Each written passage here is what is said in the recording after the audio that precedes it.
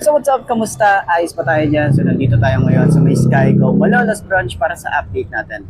At ngayong araw na to, nakita natin itong bagong-bagong motorcycle ng Monarch. Ito yung Monarch Ace 150. Alamin natin yung presyo at yung specification kung sulit nga bang bilhin ngayong 2026. Bagong taon, bagong motor. Tara, samahan nyo ako. Walk around na natin to. Ayos na ayos yan.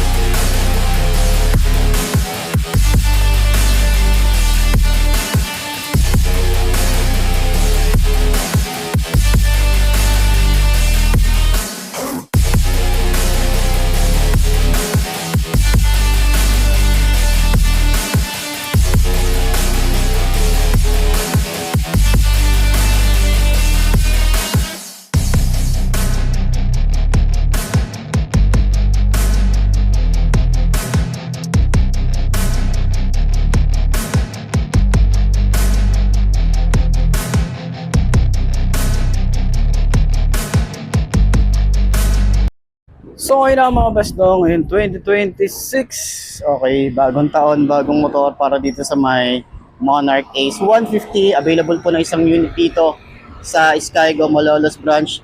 Pero dun sa mga gustong kumuha ng ganitong motorcycle, pwede nyo akong kontakin sa aking Facebook page na iMark Moto para ma-assist ko kayo pagdating sa Skygo branch or Skygo Motorcycle and Monarch. So alam niyo naman na agent tayo ng Skygo. Pero ayun na nga, doon sa lahat ng mga gustong kumuha, pwede nyo akong kontakin and pwede nyo kontakin din yung Skygo Malolos. Pero syempre, para makatulong kayo sa akin, kontakin nyo ako at i-assist ko kayo pagdating sa mga motorcycle ni Skygo at ni Monarch. So mabibigyan ko kayo agad and then mapaprocess natin agad yan in one day para ma-CI agad kayo. So ayun na nga, isa sa mga nagustuhan natin dito, ito tayo sa gitna, isa sa mga nagustuhan natin dito, yung headlight nito, kakaiba yung headlight niya. Pero alam niyo naman, at alam ko na nasa isip nyo ay kamukha siya ng NMAX. So, yun talaga yung pinaka-inspiration ng motorcycle na to. So, ayan, alam niyo naman, halos karamihan sa mga motorcycle brand may ganitong model. Pero iba rin talaga si Monarch, no? Pagdating sa quality, pagdating sa premium bikes, no? Na nilalabas nila pagdating dito sa maxi scooter, hindi rin magpapatalo itong Ace 150 na to. Kasi nga naka-liquid cooled na tayo rito. Okay, naka-radiator na tayo dyan. And meron tayo rito na headlight is naka-LED halos lahat ng LED halos lahat ng kanyang mga lights.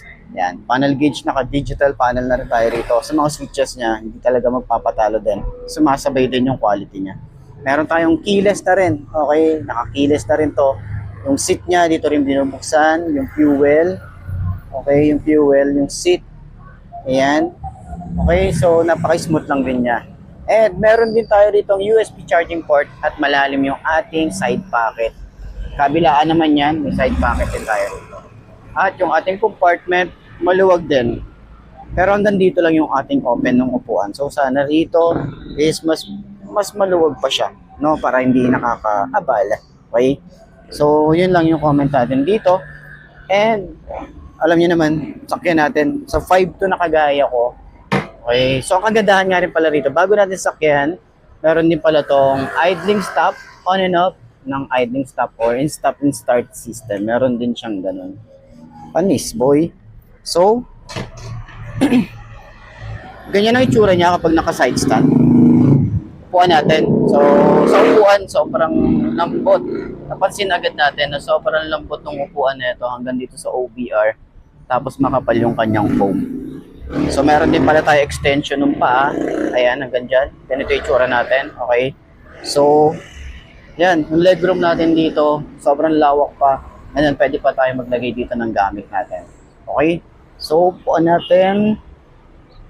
So, tingkayad. Siyempre, tingkayad tayo rito pero manageable yan. Kaya natin i-manage yung motor. Magaan. Okay, magaan para sa atin pag naitatayo na natin yan.